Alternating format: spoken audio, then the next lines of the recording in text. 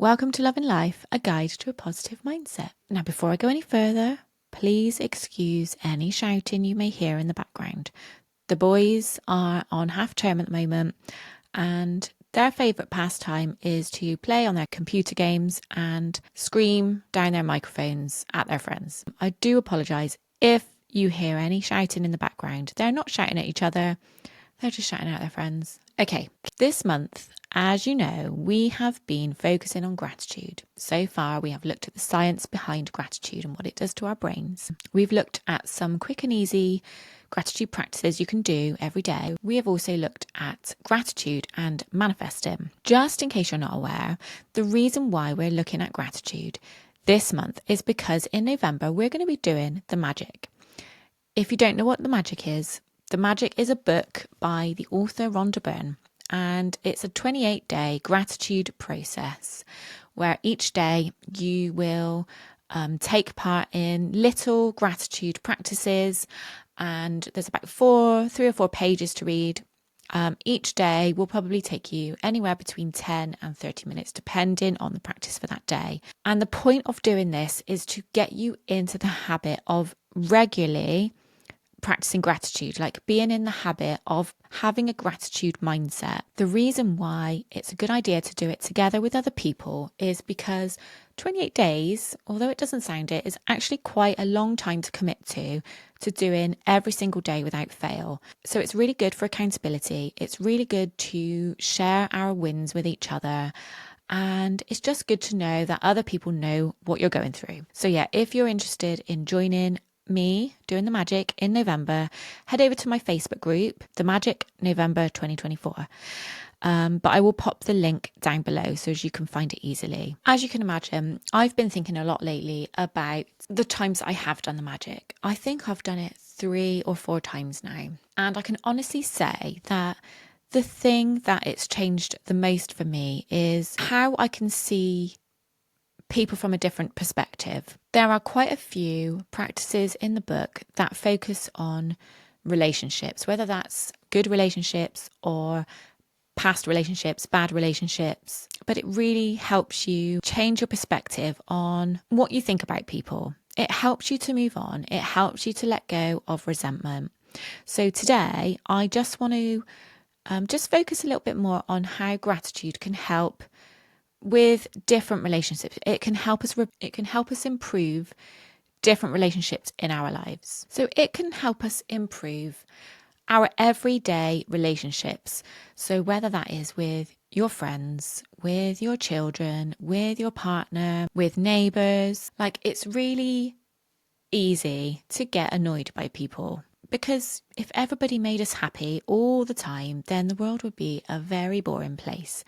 We'd all have the same personalities. We'd all have the same traits. We'd all be perfect. And let's just face it, the world is just not like that. So by using gratitude to help our relationship with other people, we can identify the little things that people do for us that might get forgotten about or might not get noticed. So like the easiest example I can think of is if your partner leaves their underwear on the floor, they don't put their washing, they're in the basket, they don't pick their clothes up, they don't tidy up after themselves. Like we hear it a lot, we moan about it a lot.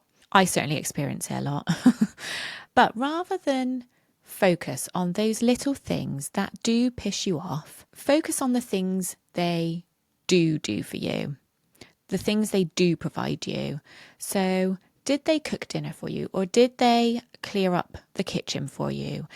Do they provide you with emotional support? And when was the last time you actually thanked them for that? Because those little things that we often expect of people, they go unnoticed. And that leads to that person feeling unappreciated. If we think of it the other way around, like if we do things that go unnoticed, we think, why the fuck do I bother doing that every single day, every single week? Why do I bother?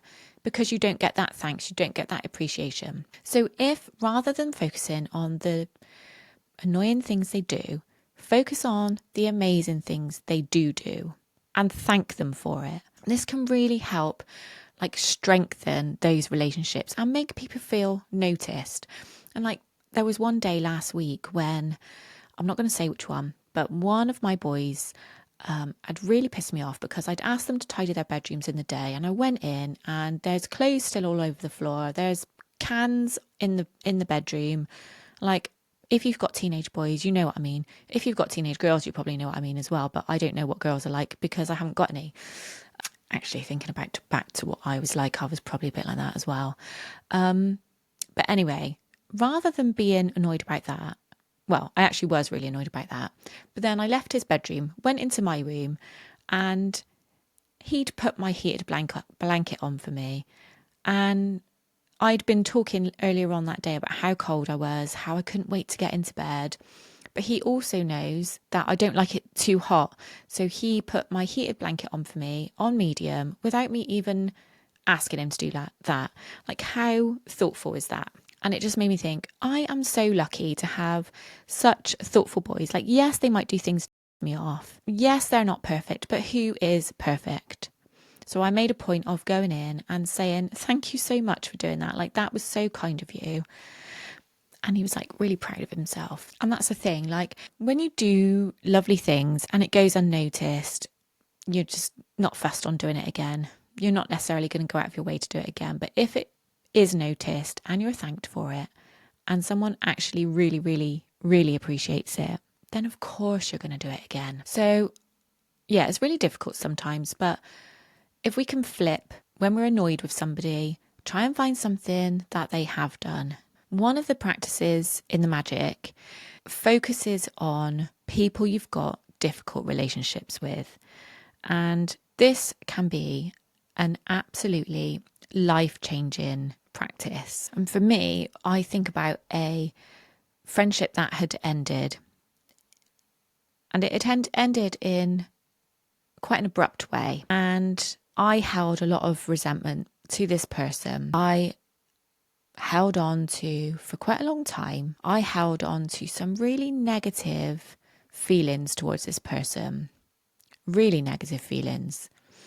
And when I did this practice, like what this practice gets you to do is, I don't want to say too much because obviously you're going to be doing the magic, hopefully anyway, but it gets you to remember the good things that that person did bring into your life. And I was able to list so many lovely, fun things that this person brought to my life, the way they changed my life. So even though that friendship ended up really sour, rather than feeling the feelings of like the really negative feelings I feel towards this person, it kind of balanced it out, if that makes sense. I feel neutral towards this person now. Like, I don't want to be their friend anymore. I would never want to be their friend again. I don't hold those feelings of hate, of anger, of disappointment. It helps you to get to a place of, okay, this person was brought into my life for this reason. They've now served that purpose, and whatever has happened, and let's move on. It also helps you because you're looking at the things they did bring to you. You're looking at them in a different way to what you maybe have done up until now. So you then start to realize that this person, if they've wronged you, they might have been coming from a place of their own insecurities. They've had their own difficulties in their life that have led to them doing the things that have disappointed you, which does make those feelings a lot easier to manage. Like, if you can look back and think, okay, I don't like what you did, but actually I can see that you did that because you had that difficulty earlier on in your life.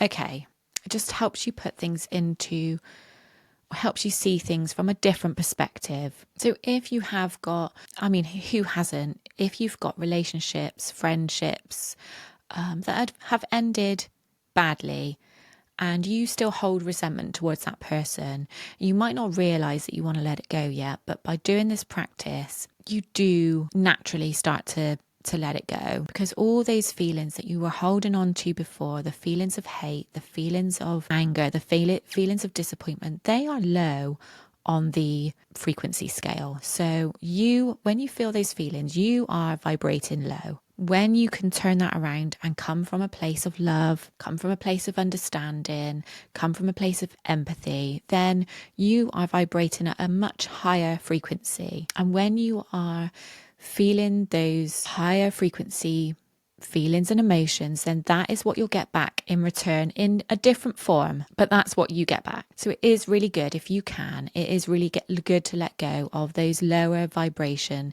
feelings, because the more they keep coming back to you, the more of that you will get back in different forms. So again, I know we're going back to like how the law of attraction, law of vibration works here, but you know, this all works together. Gratitude, law of attraction, law of vibration, manifesting, they all work together.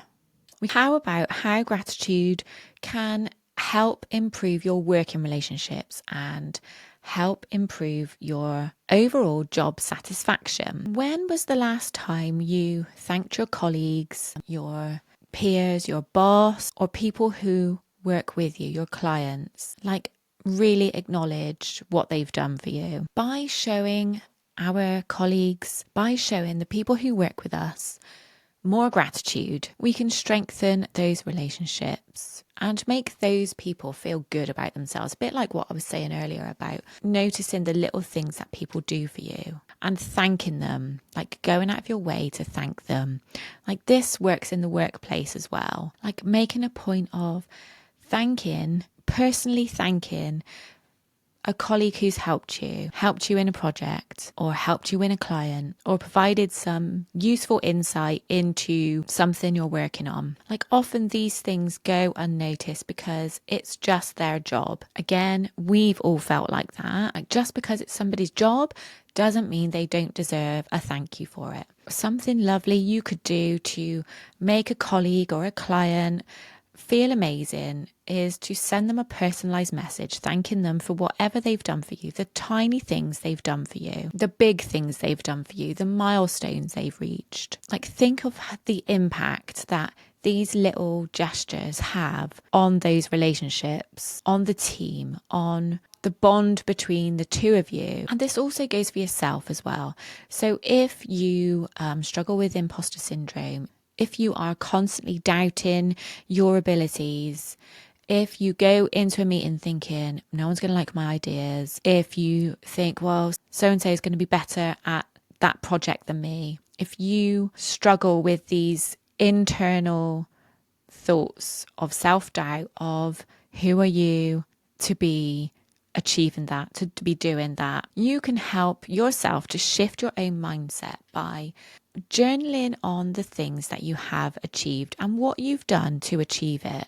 Because we often forget what we've been through. We often forget what we've done to get where we are. All those hours you spent on the research you've done for a job, all the hours you've spent training for something, all the small wins that have led to the bigger milestone achievements. Like, this little shift from self-doubt, like, even if you feel that self-doubt, taking time to recognize yourself and appreciate the things you've done to get where you are can help to boost your confidence, to help you to perform better in your role because you've got that self-confidence, and maybe lead to better or other opportunities. Hopefully you can see how using gratitude can really help strengthen the relationships around you, whether it's relationships, close relationships, whether it's general day-to-day relationships, or the relationship with yourself. Okay, now last week I mentioned that it was going to be my last self-confidence boosting session of the year. Now, unfortunately, there were things going on last week that really drained my energy, and I didn't have much energy to promote this last session. Therefore, I didn't have many people booked onto it. I am a firm believer that everything happens for a reason, so I'm not necessarily upset by that. The people who were booked on have been more than happy to rearrange, and I'm sure it will work out for them as well. Like I say, everything always works out. I truly believe. So whilst it felt shit at the time having to contact these people to rearrange, I know it's going to work out for the good. So with that in mind, The date that we've now rearranged it for is the 30th of November. So if you couldn't do any of the previous dates that we'd had planned, because I know there were a few people who couldn't do the dates and wanted to join in on the session, then maybe you can join me on the 30th. Please do let me know. Please feel free to drop me an email, lisa@lisadavidge.co.uk, and let me know, and I can send you the details for it. But as you know, I absolutely love these sessions. They're an hour-long session, which entails a little bit of journaling, a little bit of reflection work. We go into a meditation, we do some Reiki for the solar plexus, which boosts your confidence. So if you feel like you could do with a little boost of confidence, whether that is at work, whether that is in your general day-to-day life, driving, going out in public on your own, self-confidence in relationships, self-confidence in yourself, like your decisions. These sessions are amazing just to give you that little boost to get to the next step. So I hope to see you 30th of November, and it will be in the afternoon UK time. I've had people from the East Coast joining me for these sessions, so I always like to make sure that it's sort of afternoon here, so as then anybody on the East Coast can join me as well. A little bit more difficult if you're further away. Please come over and join me on Instagram, in my Facebook group. All of my handles are down below. And what else did I want to say? Please do share this episode. Don't forget to like and review if you liked it. If you didn't, then don't worry. Anyway, it's time for me to go. I will see you next time on Love in Life, a guide to a positive mindset. Have an amazing week, whatever you're doing, and I shall speak to you soon. Lots of love. Bye.